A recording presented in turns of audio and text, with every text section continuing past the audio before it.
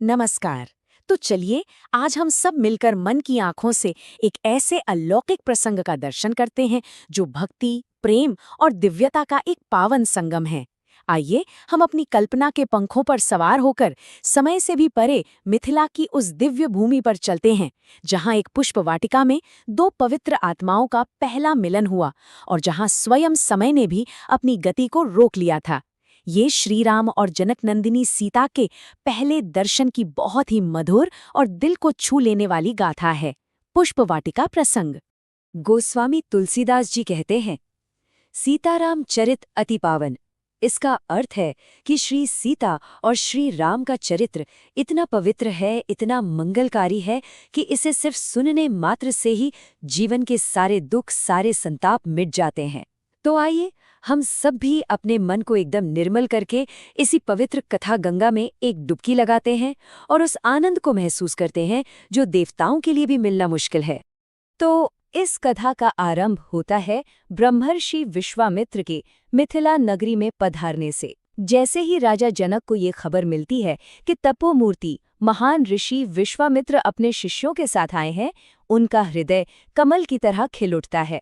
वो अपना राज सिंहासन, अपना राजसी वैभव सब कुछ छोड़कर बड़े ही विनम्र भाव से नगर के बाहर बनी आम्र वाटिका यानी आम के उस सुंदर बगीचे की ओर चल पड़ते हैं, जहां महर्षि ने विश्राम के लिए अपना आसन लगाया है। और राजा जनक, जिन्हें दुनिया विदेह राज के नाम से जानती है, मतलब वो जो देह के भाव से भी ऊपर उठ चुके हैं, एक परम ज्ञानी, वो महर्षि के चरणों में साष्टांग प्रणाम करते हैं। उनकी आंखों में खुशी के आंसू हैं। वो हाथ जोड़कर कहते हैं, हे ब्रह्मर्षि, मिथिला में आपका स्वागत है। आज आपके चरण कमलों की धूल से मेरी ये भूमि धन्य हो गई, पवित्र हो गई। मेरा जन्म, मेरा जीवन सब सफल हो गया। हम तो कुछ भी नहीं है, आपने हमारे निवेदन को मानकर यहाँ पधार कर जो कृपा की है, उससे हम कृतार्थ हो गए। राजा जनक की ये भक्ति और विनम्रता देखकर देवता भी उन पर फूलों की वर्षा करने लगे। जब राजा जनक और महर्षि विश्वामित्र बातें कर रहे थे, ठीक उसी समय जनक जी की नजर दो ऐसे सुंदर और तेजस्वी कुमारों पर पड़ती हैं, जिनकी शोभा का वर्णन करना असंभव है। एक सांवले हैं, दूसरे गोरे, बड़ी बड़ी आंखें कमल की पंखुड़ियों जैसी, और उनके चेहरे पर ऐसा अलौकिक तेज है मानो करोड़ों सूर्य और चंद्रमा की रोशनी एक साथ प्रकट हो गई हो। उन्हें देखकर तो जनक जी अपनी सुधबुद्धि खो गए थे। वो बस एक टक बिना पलक झपकाए उन्हें निहारते ही रह गए। राजा जनक अपने मन में गहरे सोच में डूब जाते हैं। बड़ा आश्चर्य है, अरे मैं तो विदेह हूँ, जिसे अपने शरीर का भी मोह नहीं। मेरा मन तो हमेशा वैराग्य में डूबा रहता है। फिर इन बालकों को देखकर मेरे हृदय में ये वात्सल्य, ये प्रेम की लहरें भला क्यों उठ रही हैं? इनकी छवि इतनी मनमोहक है कि बड़े बड़े योगियों और तपस्वियों का मन भी डगमगा जाए। कहीं ऐसा तो नहीं कि जिस परब्रह्म को मैं निराकार मानकर पूछता था, आज वही साकार रूप लेकर मेरे सामने खड़ा है? जनक के मन में क्या चल रहा है, ये महर्षि विश्वामित्र समझ गए और वे धीरे धीरे मुस्कुराए। उन्होंने कहा, हे विदेहराज, तुम्हारा मन जो कह रहा है वो सच कह रहा है। ये दोनों कुमार कोई साधारण बालक नहीं है। ये रघुकुल के सूर्य, अयोध्या के चक्रवर्ती सम्राट महाराज दशरथ के प्राणों से भी प्यारे पुत्र हैं।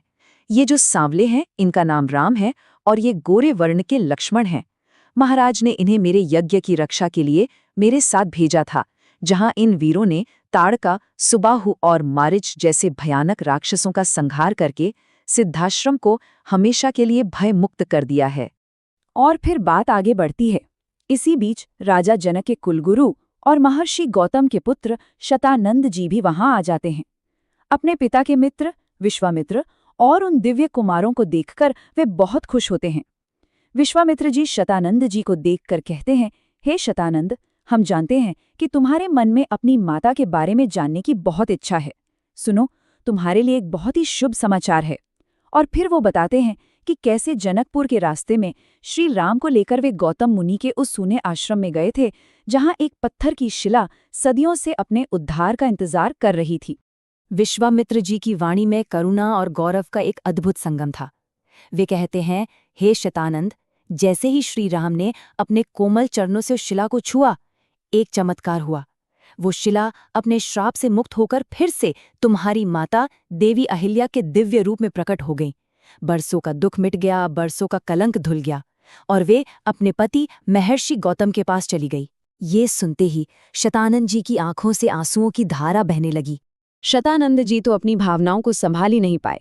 वे दौड़कर श्री राम के चरणों में गिर पड़े और उनके चरण धोते हुए बोले, हे राम, हे करुणा के सागर, आपने मेरी माता का उद्धार करके मेरे कुल पर लगे सदियों पुराने कलन को मिटा दिया है। इस उपकार का ऋण मैं भला कैसे चुकाऊंगा? आपको 100 बार प्रणाम है प्रभु। पर श्री राम की विनम्रता देखिए। वे शतानंद जी को उठाते हुए कहते हैं, हे मुनिवर, यह सब तो गुरुदेव की कृपा का फल है। मैं तो बस उनका एक साधन मात्र हूँ। तो चलिए अब कथा का रुख एक दूसरे बहुत ही सुंदर दृश्य की ओर मोड़ते हैं। जनकपुर के राजमहल में राजकुमारी सीता अपनी प्रिय सखियों से घिरी हुई हैं। वे सब मिलकर माँ गौरी के पूजन की तैयारियां कर रही हैं। ये एक खास अनुष्ठान है जिसे कुंवारी कन्याएं अपने मन के अनुसार एक योग्य पति पाने की कामना से करती हैं। सखियों के बीच मीठी मीठी बातें हो रही हैं कि हमारी राजकुमारी के योग्य वर कौन होगा, कैसा होगा। माता सीता अपनी सखियों के साथ पूजा की थाल सजाकर नगर के सबसे सुंदर बगीचे पुष्पवाटिका की ओर चलती हैं, जहां मां गौरी का मंदिर है। और देखिए, विधाता का खेल देखिए, कितना अद्भुत संयोग है। ठीक उसी समय दूसरी तरफ महर्षि विश्वामित्र राम और लक्ष्मण से कहते हैं, पुत्रों, हमारी संध्या पूजा के लिए कुछ ताजे फूल चुनकर ले आओ। और उन्हें भी उसी पुष्पवाटिका का रास्ता बताते हैं जिस ओर सीता जी अपनी सखियों के साथ गई हैं। ये कोई संयोग नहीं था, ये तो स्वयं नियति की एक दिव्य योजना थी। पुष्पवाटिका में सीता जी की एक सखी हैं जिन्होंने नगर में राम जी को पहले ही देख लिया था।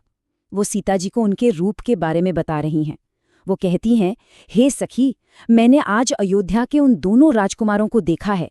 मैं उनके सौंदर्य का वर्णन किन शब्दों में करूं? खासकर जो सांवले कुमार हैं, उन्हें देखकर तो ऐसा लगता है मानो विधाता ने तीनों लोकों की सारी सुंदरता, सारा माधुर्य और सारा शौर्य इकट्ठा करके एक ही व्यक्ति में भर दिया हो। जब वे चलते हैं तो धरती भी धन्य हो जाती है। और फिर वो पलाता है, वो क्षण जिसका इंतजार पूरी सृष्टि सदियों से कर रही थी। सीता जी माँ गौरी के पूजन में लीन हैं, सखियां इधर उधर सुंदर फूल चुन रही हैं। उस शांत सुंदर पुष्पवाटिका में, जहाँ धीरे धीरे सुगंधित हवा बह रही है, जहाँ पक्षी मीठा संगीत सुना रहे हैं, जहाँ हर कली मुस्कुरा रही है, उसी दिव्य वातावरण में श्री राम अपने छोटे भाई लक्ष्मण के साथ प्रवेश करते हैं। अचानक एक लता के पीछे से सीता जी की नजर श्री राम पर पड़ती है और ठीक उसी क्षण, उसी पल श्री राम की नजर भी सीता जी पर पड़ती है। दो पवित्र आंखें मिलती हैं, दो दिव्य ज्योतियां एक दूसरे में समा जाती हैं। उस एक पल में जैसे पूरे ब्रह्मांड की गति थम जाती है, हवा बहना भूल जाती है, पक्षी अपना गीत भूल जाते हैं, समय का पहिया रुक जाता है। ये सिर्फ दो शरीरों का मिलन नहीं था, ये दो दिव्य आत्माओं का, नारायण और लक्ष्मी का, युगों युगों के बाद फिर से मिलन था। दोनों एक दूसरे को देखकर हैरान, खामोश, बस देखते ही रह जाते हैं, जैसे दुनिया में और कुछ बचा ही नहीं। कुछ पलों के बाद श्री राम तो मर्यादा का ध्यान करके एक लता के पीछे हो जाते हैं, लेकिन उन्हें ओझल होता देख सीता जी का दिल एकदम व्याकुल हो उठता है। वह हैरान होकर चारों दिशाओं में उन्हें खोजने लगती हैं कि वो मन को हर लेने वाले राजकुमार कहाँ चले गए। उनका मन चिंता से भर जाता है। उनका हृदय, उनकी आत्मा, सब कुछ अब श्री राम के उस सांवले सलोने रूप में ही बस चुका था।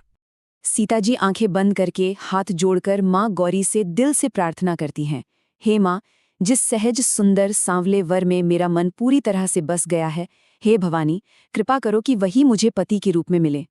उनकी यह सच्ची प्रार्थना सीधे माँ गौरी के दिल तक पहुंचती है। और ये देखिए, देवी की प्रतिमा पर जो फूलों की माला थी, वो अपने आप खिसककर सीता जी की गोद में आ गिरती है। ये माँ का आशीर्वाद था, एक दिव्य इशारा था कि उनकी मनोकामना जरूर पूरी होगी। उधर पुष्प लेकर श्रीराम गुरु के पास लौट तो आए हैं, पर ऐसा लग रहा है मानो सिर्फ उनका शरीर लौटा है। मन तो जैसे उसी पुष्पवाटिका की उस दिव्य मूर्ति के पास ही रह गया है। वे पहले जैसे शांत और स्थिर नहीं हैं। उनके हृदय में एक अजीब सी बेचैनी है, एक अशांति है। उनकी ये बदली हुई हालत देखकर छोटे भाई लक्ष्मण चिंतित हो जाते हैं। लक्ष्मण के पूछने पर श्री राम एक गहरी सांस लेकर कहते हैं, लक्ष्मण, आज मेरे मन की दशा बड़ी ही विचित्र हो रही है। उनका वो मन जो हमेशा हिमालय की तरह अटल और शांत और सरोवर की तरह साफ रहता था, आज उसमें लगातार लहरें उठ रही हैं। और हैरानी की बात यह है कि हर लहर में उन्हें बस सीता जी की ही छवि दिखाई दे रही है। वे आगे कहते हैं, लक्ष्मण, तुम तो जानते हो कि मेरा मन स्वभाव से ही निर्मल और पवित्र है, पर आज ऐसा लग रहा है जैसे उसके शांत पानी में किसी ने एक कंकड़ फेंक दिया हो और लहरों का उठना बंद ही नहीं हो रहा। हम रघुकुल के वंशज हैं, हमारा मन तो भूल से भी कभी गलत रास्ते पर नहीं जाता। मैंने तो सपने में भी कभी ऐसी स्थिति के बारे में नहीं सोचा था। श्री राम का ये सवाल सिर्फ लक्ष्मण से नहीं था, ये सवाल तो वो खुद से पूछ रहे थे और शायद पूरी सृष्टि से पूछ रहे थे कि आखिर ऐसा कैसे हो गया। ये कोई साधारण मानवीय आकर्षण नहीं था, ये तो एक दिव्य लीला थी जिसे स्वयं विधाता ने रचा था। इसका जवाब किसी तर्क या बुद्धि के पास नहीं था, क्योंकि ये प्रेम की वो ऊंचाई थी जिसे सिर्फ हृदय से महसूस किया जा सकता है। ये उस अनंत कथा की शुरुआत थी जो आज भी हम सबके दिलों को भक्ति और आनंद से भर देती है।